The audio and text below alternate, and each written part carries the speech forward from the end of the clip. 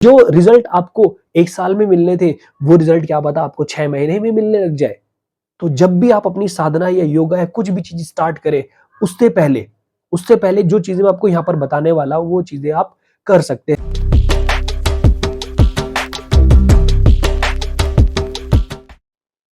नमस्कारम everyone, सभी का स्वागत है चैनल में। दोस्तों, साधना करने से पहले आपको कुछ चीज़ों का ध्यान रखना चाहिए, जिनको अगर आप अपनी अपनी साधना से पहले करेंगे तो आपकी जो साधना है उसका फल आपको ज़्यादा मिलेगा, आपकी साधना एनहांस होगी। लेकिन इससे पहले हम एक बात करना चाहेंगे कि साधना हम करते क्यों हैं? हम कोई भी साधना कर रहे हो, चाहे हम योगा कर रहे हो या फिर कुछ और ऐसी क्रिया जो हमें दी गई है, ये हम कर क्यों रहे हैं? क्योंकि हम अपनी अपनी जो एबिलिटी है या हमारी जो क्षमता है उसको हम एक नए स्तर तक लेकर जाना चाहते हैं।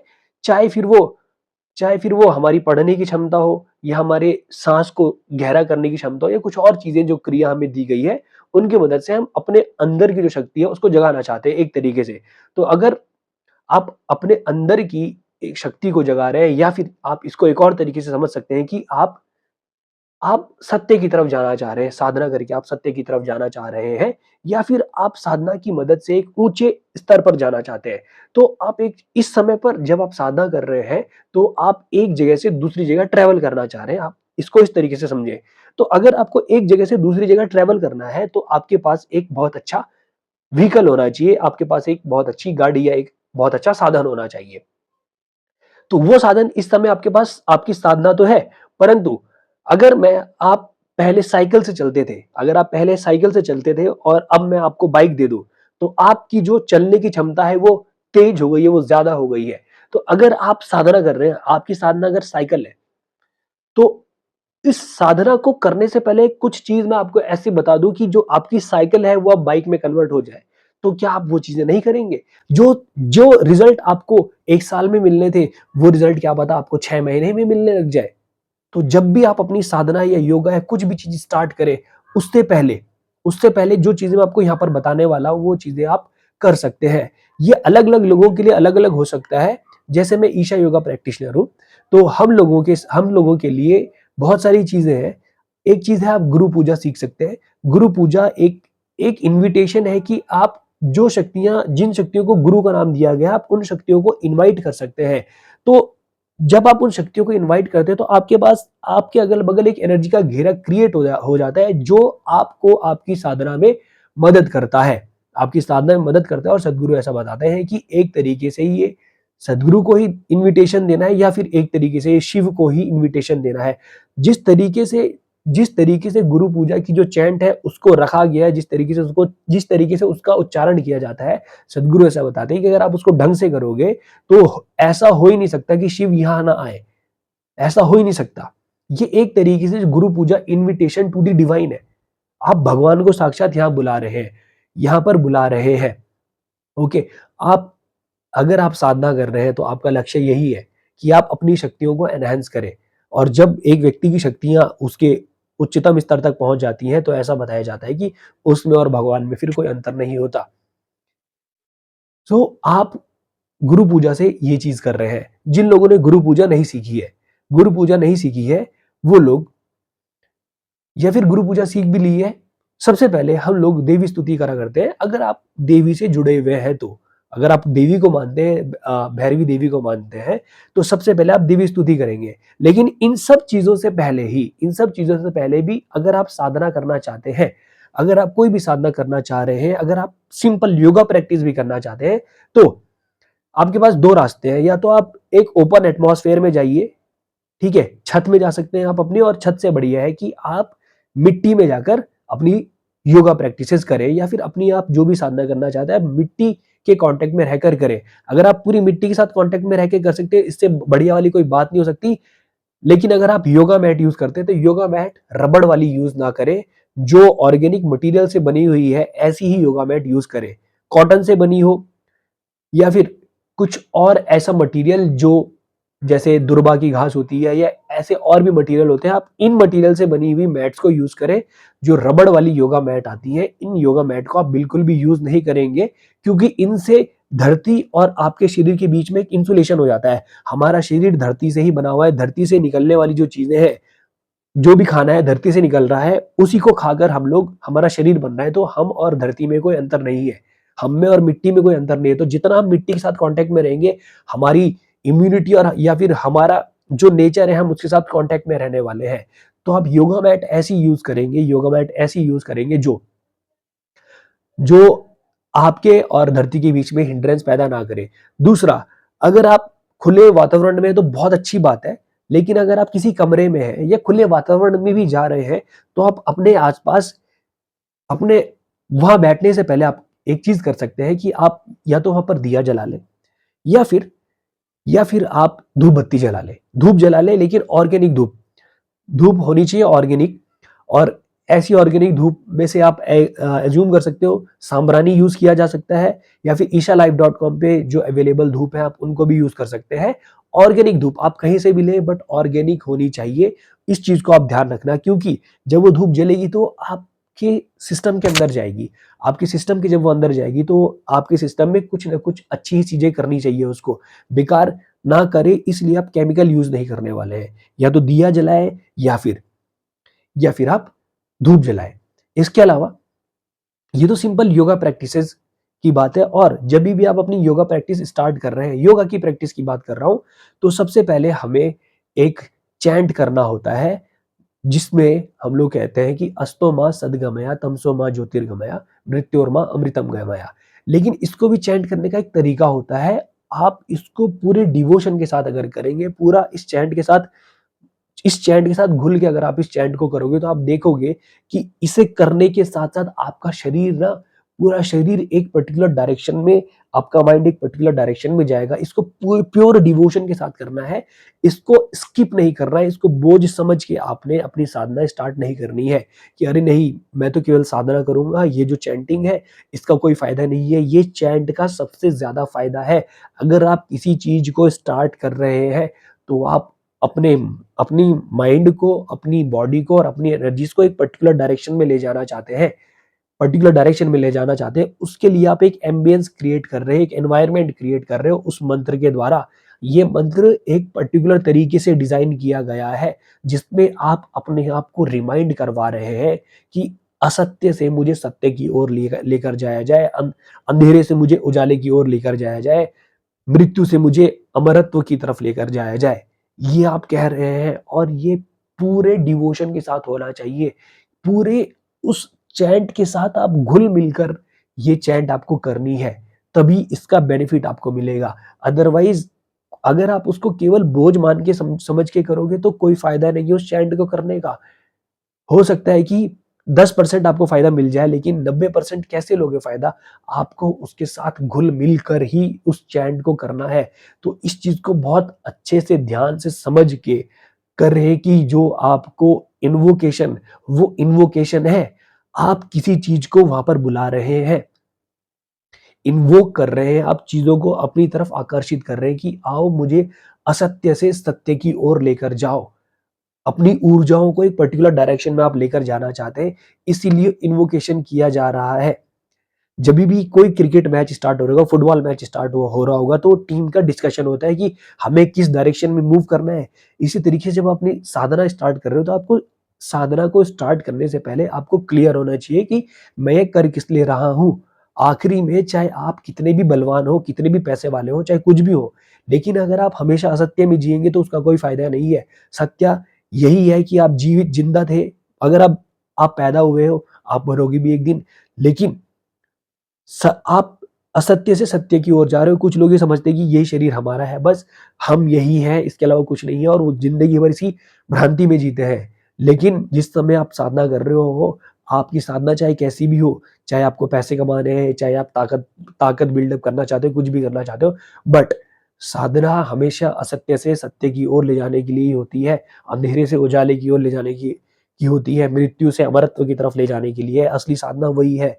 आखिरी में हर व्यक्ति को ये साधना करनी होती है। तो जब आप अपनी साधना को स्टार्ट करें, जो आपको इन्वोकेशन दिया गया है, उसको बहुत अच्छे से करें। जिस तरीके से इन्वोकेशन होता है, उस तरीके से करा जाए। जो व्यक्ति आपको एक साधना दे रहा है, आप केवल उसकी दी गई साधना पे भरोसा करोगे या पूरे प्रोसेस पे भरोसा करोगे? वो प्रोसेस उसने डिज़ाइन किया है जो आपको साधना दे रहा है। तो आप वो स्टार्टिंग का पार्ट मिस ना करें। ठीक है। फिर इसके अलावा कुछ लोग क्रिया करते हैं, तो उस समय पर आप दिया अवश्य जलाएँ और कुछ एनर्जी फॉर्म जिसके साथ आप कनेक्टेड फ़ील करते हो, उस एनर्जी फॉर्म का एक चित्र अपने सामने रख सकते हो, एक फ़ोटो अपने सामने रख सकते हो। जैसे जैसे मैं भैरवी देवी को के साथ मेरा कनेक्शन मुझे ऐसा फ़ील होता है, तो मैं उनकी फ़ोटो या मेरे पास तो ख़ैर भैरवी देवी गुड़ी है, ये एक यंत्र की तरह काम करती है। आप वो अगर आपके पास यंत्र है तो इससे बढ़िया कोई बात नहीं है। लेकिन अगर आपके पास यंत्र नहीं है तो आप फ़ोटो रख सकते हैं किसी एनर्जी फ़ॉर्म का जिसके साथ आप कनेक्टेड फ़ील करते हैं। मैं ये नहीं कह रहा हूँ कि आप इस चीज़ को ध्यान रखना कि किसी की इमेजिनेशन के द्वारा दी गई कोई फ़ोटो आपने नहीं लगानी है। जो एक्जिस्टिंग एनर्जी फॉर्म्स हैं, जैसे ज्योतिर्लिंग हो गए या माँ दुर्गा के बहुत सारे जो टेम्पल्स हैं, इन जगह की जो फ़ोटोज़ हैं, आप उनको यूज़ कर सकते हैं, जिनके साथ आप कनेक्टेड फ़ील करते हैं। किसी की इमेजिनेशन द्वारा रखी गई फ़ोटो का कोई फ़ायदा नहीं है, क्योंकि वो अलाइव नहीं है, वो लाइव फॉर्म ऑफ एनर्जी नहीं है। अगर लाइव फॉर्म ऑफ एनर्जी नहीं है, तो उसकी फ़ोटो रख के कोई फ़ायदा नहीं है।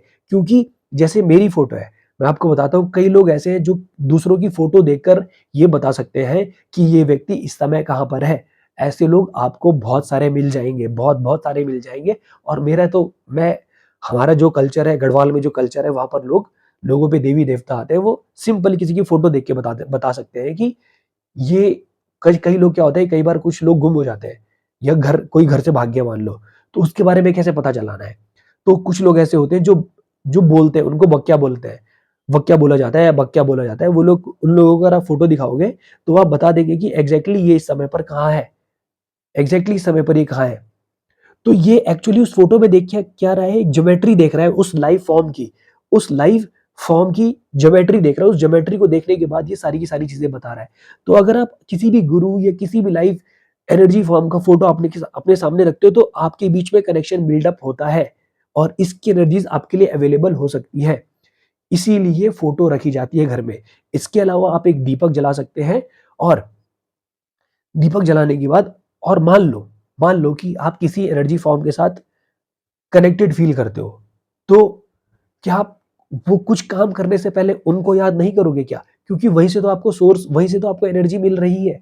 वहीं से आपको एनर्जी मिल रही है, तो आप सबसे पहले उसी की स्तुति करो जिसको आप मानते हो, जिसके साथ आप कनेक्टेड फ़ील करते हो। हम लोग जैसे मैं अपनी कोई भी साधना स्टार्ट करने से पहले मैं देवी स्तुति करता हूँ, क्योंकि मेरा उनके साथ कनेक्शन है और सदगुरु ने ऐसे बोला है कि आप देवी को नंबर 1 रखेंगे। और जो लोग मैं ये कह रहा हूँ, जो लोग देवी को मानते हैं, वो लोग अगर गुरु पूजा भी करते हैं, तो एक मेरे भाई हैं, शुभम भाई, जिनके पास देवी यंत्र है, उन्होंने बताया था कि ऐसा सदगुरु ने कहा है कि कुछ भी स्टार्ट करने से पहले सबसे पहले आप देवी स्तुति करेंगे या देवी साधना करेंगे, उसके बाद कुछ और स्टार्ट करेंगे। इवन गुरु पूजा स्टार्ट करने से पहले भी आप देवी स्तुति करेंगे, उसके बाद ही आप गुरु पूजा करेंगे, उसके बाद आप अपनी साधना स्टार्ट कर सकते हैं। सो आपके पास कोई एनर्जी फॉर्म है जिनके साथ आप कनेक्टेड फील करते हैं, आप उनकी स्तुति करें, उनको याद करें, उसके बाद आप अपनी साधना स्टार्ट कर सकते हैं।